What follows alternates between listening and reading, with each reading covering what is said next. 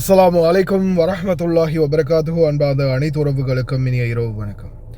உடனடியாக நிறுத்த உத்தரவிட்ட ட்ரம்ப். அப்போ இனி என்ன நடக்கும்? என்னடா குழப்பம் அப்படின்னு கேட்குறீங்களா? என்னடா ட்ரம்ப் உடனடியாக நிறுத்த சொன்னால் நல்ல விஷயம் தானே அப்படின்னு சந்தோஷப்படுறீங்களா? இல்லை மக்களே, சந்தோஷப்படக்கூடிய விஷயம் இல்லை.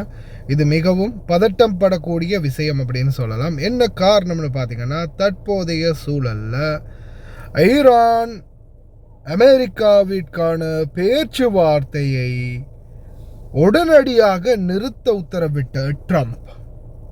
அதாவது இனி பேச்சுவார்த்தைக்கு இடமில்லை, ட்ராப் பாம்ஸ் அப்படின்னு நேரடியாக ட்ரம்ப் உத்தரவு. இந்த நேரத்தில் பார்த்தீங்கன்னா நியர் ஜபல் அமல் ஹாஸ்பிட்டல், பைரூட் மற்றும் இன்னும் சில பகுதிகளில் மிக மோசமான ஒரு நிலைமை உருவாகி இருக்குது. அதனுடைய வீடியோ காட்சிகளை வெளியிட்டிருக்கிறாங்க. அதாவது அன்பார்ந்த உறவுகளை, இப்போ ஈரான் கடைசியாக ஒரு முடிவுக்கு அவங்க சொல்கிறாங்க, காசா மீதும் லெபனான் மீதும் இஸ்ரேல் நடத்தக்கூடிய தாக்குதலை உடனடியாக நிறுத்த சொல்லுங்க. அவங்க நிறுத்துகிற பட்சத்தில், இந்த நாடுகள் அமைதி நிலவக்கூடிய பட்சத்தில் நாங்கள் இதை கைவிடுறோம் அப்படின்னு சொல்லியிருக்கிறாங்க. ஆனால் தற்போதைய சூழலில் பார்த்தீங்கன்னா, ஒரு அப்பார்ட்மெண்ட், அதாவது பொதுமக்கள் குடியிருப்பாளர்கள் இருக்கக்கூடிய அப்பார்ட்மெண்ட்டில் தான் இந்த தாக்குதல் நடந்திருக்குது. இந்த வீடியோவை நான் நினைக்கிறேன் இது ட்விட்டரில் இருக்குது. ஆனால் இதை யூடியூப்பில் பப்ளிஷ் பண்ண முடியாது. ஏன்னா ரொம்ப சொல்லுவாங்க இல்லையா, அந்த ப்ரூட்டல் அண்ட் அந்த மாதிரி ஒரு காட்சி இருக்குது. இதில் ரொம்ப அக்ரெசிவாக, ரொம்ப மோசமாக தாக்கியிருக்கிறாங்க அப்படின்றது தான் அதனுடைய அர்த்தம். அதே மாதிரி நேற்று பார்த்திங்கன்னா, சவுத்தர்ன் லெபனானில் யாருமே இருக்க வேணாம், எல்லோரும் வெளியேறுங்க அப்படின்னு பைரூத்துக்கு ஆப்போசைட்டில் யாருமே இருக்காதுங்க, முடிந்த வரைக்கும் வெளியேறுங்க அப்படின்ற மாதிரி லெபனான் மக்களுக்கு இஸ்ரேல் எச்சரிக்கையை விடுத்திருக்குது. ஆனால் இந்த சூழலில் எந்த ஒரு எச்சரிக்கையும் இல்லாமல் திடீர்னு ஒவ்வொரு இடங்கள்லையும் தாக்குதலாக ஆரம்பிச்சிருக்கிறாங்க. இந்த தாக்குதலின் விளைவு மிக மோசமாக போயிட்டுருக்குது. அதை போல் பார்த்திங்கன்னா பலருடைய உயிர்களை பறிச்சுக்கிட்டு இருக்குது அப்படின்றத தெரியப்படுத்தியிருக்கிறாங்க.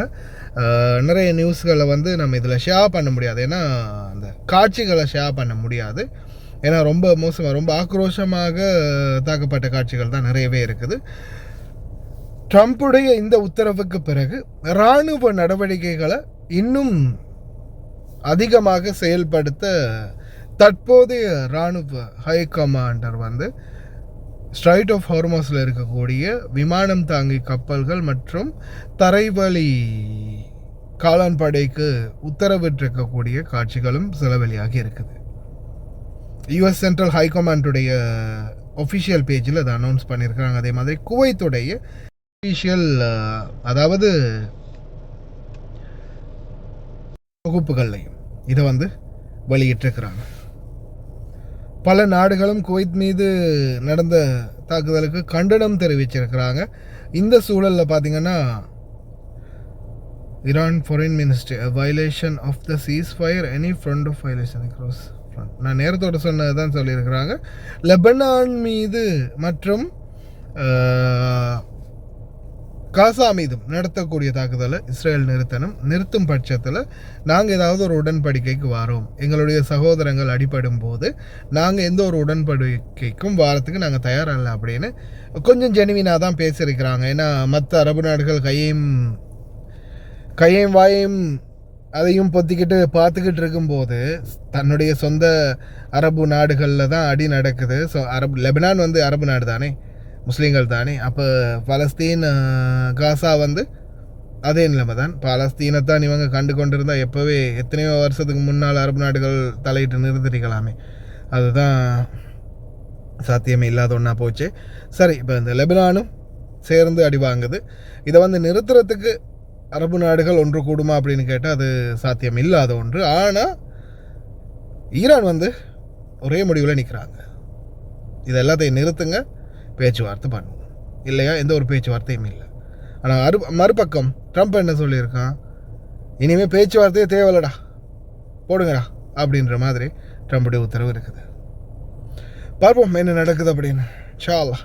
ஒவ்வொரு நாள் விடியும் பொழுதும், உங்களுக்கு விடியும் பொழுது, எனக்கு ஆல்ரெடி விடிஞ்ச பொழுது என்ன, நான் கிடைக்கிற டைமில் தூங்குறது தான், கிடைக்கிற டைமில் நியூஸை போடுறது தான், இந்த மாதிரி தான் நம்மளோட லைஃப். அதனால் விடிய காலையில் நம்ம எப்போயுமே முழிச்சிக்கிட்டு தான் இருப்போம். சில நேரங்களில் ஏர்லியாக நியூஸை போட்டுட்டோன்னா தூங்கிடுவோம். ஆனால் இந்த நாட்கள்லாம் கூடுதலாக விடிய காலையில் முழிச்சிக்கிட்டே இருக்க வேண்டியிருக்குது. என்ன நடக்கும் நாளைக்கு அப்படின்றத உங்களுக்கு நான் எத்தி வைக்கணும் அப்படின்றதுக்காக நான் முழிச்சிக்கிட்டு இருந்தால் தான் நீங்கள் தூங்கி எழும்பும் போது இருக்கக்கூடிய தகவல்களை உங்கள்கிட்ட கொண்டாந்து சேர்க்க முடியும். பார்ப்போம், பிரார்த்தனை பண்ணுங்கள் மக்களே. இன்ஷா அல்லாஹ் பொறுத்திருந்து பார்ப்போம் என்ன தான் நடக்க போகுது அப்படின்னு.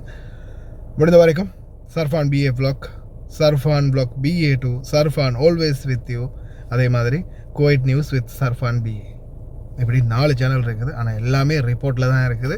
எந்த நேரத்தில் தூக்கிட்டு போகணும்னு தெரியலை. அந்த சேனல் போணுச்சுன்னா நானும் போயிட்டேன். அதுக்கப்புறம் சர்ஃபான் BA vlogன்ற சாம்ராஜ்யமே இருக்காது. எல்லாத்தையும் அழிச்சிட்டு எல்லாத்தையும் ஸ்டாப் பண்ணிடுவேன். ஏன்னா அந்த இதுக்கு மேலேலாம் ட்ரை பண்ண முடியாது. ஏன்னா மக்களுடைய விருப்பம் ஒரு அளவுக்கு கம்மியாகிட்டே வருது. நியூஸ் பார்க்குற விகிதம் குறைஞ்சிடுச்சு. அதால் நம்மளும் காலப்போக்கில் நம்மளுடைய வாழ்க்கையை மெயின்டைன் பண்ணிட்டு போகணும் இல்லையா. காலமெல்லாம் முடிஞ்சால் மக்களுக்காக நம்ம போராடலாம். அந்த மக்கள் இன்ட்ரெஸ்ட் காட்டலைன்னா அதுக்கப்புறம் விட்டு தொலைஞ்சிட்டு போக வேண்டியது தானே இல்லையா. சரி மக்கள், இன்ஷா அல்லாஹ் பிரார்த்தனை பண்ணுங்கள், பார்க்கலாம்.